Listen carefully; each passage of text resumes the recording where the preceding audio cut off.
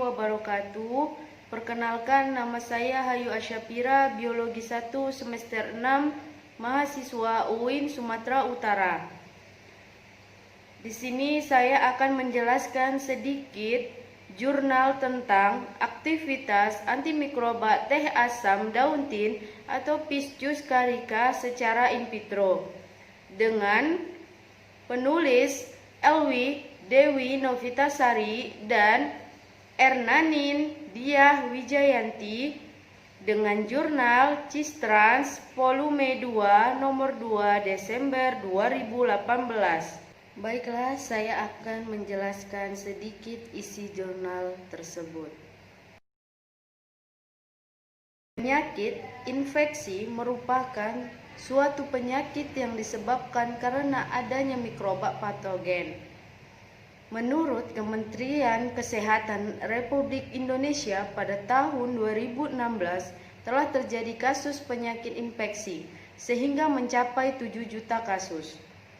Untuk mengobati penyakit infeksi ini, biasanya digunakan antibiotik atau antimikroba. Namun, karena antibiotik atau antimikroba telah digunakan secara luas dan berlebihan, menyebabkan terjadinya resistensi mikroba. Resistensi dapat mengakibatkan kecacatan bahkan kematian.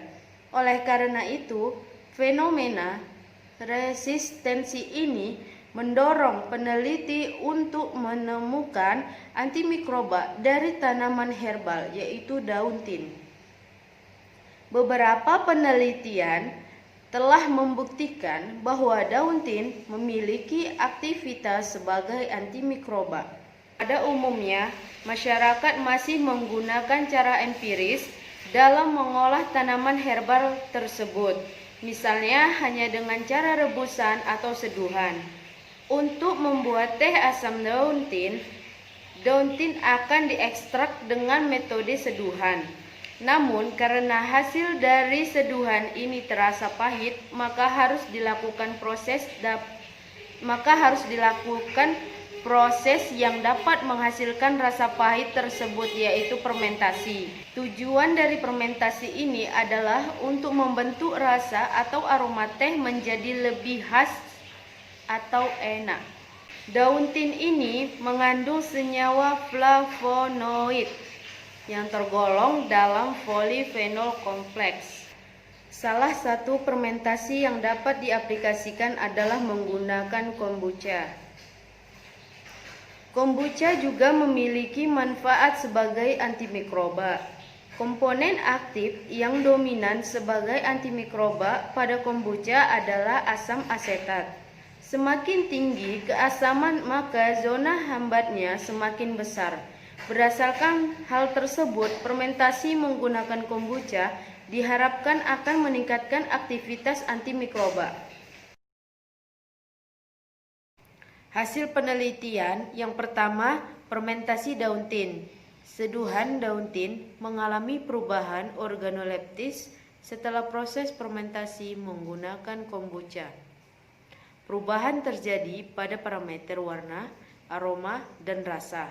Aroma yang dihasilkan pada teh asam daun tin yang telah dicampur yaitu perpaduan khas daun tin dan kombucha. Rasa yang dihasilkan dari fermentasi pada seduhan daun tin yaitu asam manis. Yang kedua, identifikasi fitokimia senyawa flavonoid. Identifikasi fitokimia senyawa flavonoid dilakukan untuk memastikan bahwa proses fermentasi tidak menyebabkan senyawa yang dibutuhkan menjadi hilang. Identifikasi dilakukan menggunakan metode kualitatif dengan tujuan untuk mengetahui keberadaan senyawa flavonoid yang diduga sebagai antimikroba.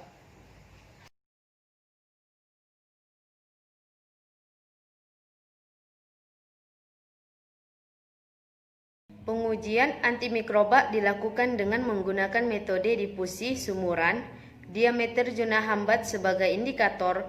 Kekuatan aktivitas antimikroba diukur menggunakan jangka sorong. Hasil penelitian pengujian aktivitas antimikroba menunjukkan bahwa Teh asam daun tin memiliki potensi aktivitas antimikroba dilihat dari diameter zona hambat yang terbentuk di sekitaran sumuran. Adanya zona hambat pada sekitaran sumuran karena metode difusi yang dapat menyebarkan senyawa aktif yaitu flavonoid. Kandungan terbesar yang ada dalam tanaman tin adalah flavonoid. Berdasarkan hasilnya dapat diketahui bahwa adanya perbedaan diameter zona hambat terhadap masing-masing mikroba. Semakin besar diameter zona hambat, maka semakin besar aktivitas antimikroba. Beberapa faktor dapat mempengaruhi aktivitas antimikroba, antara lain status bakteri atau tingkat sensitivitas, konsentrasi antimikroba, dan faktor inang atau untuk uji in vivo. Teh asam daun tin lebih berpotensi sebagai antibakteri daripada sebagai anti fungi. Kesimpulannya, berdasarkan hasil penelitian yang dilakukan menunjukkan bahwa teh asam daun tin memiliki aktivitas antimikroba dengan kekuatan yang berbeda-beda terhadap mikroba uji. Teh asam daun tin menunjukkan potensi yang lebih baik sebagai antibakteri daripada sebagai anti fungi.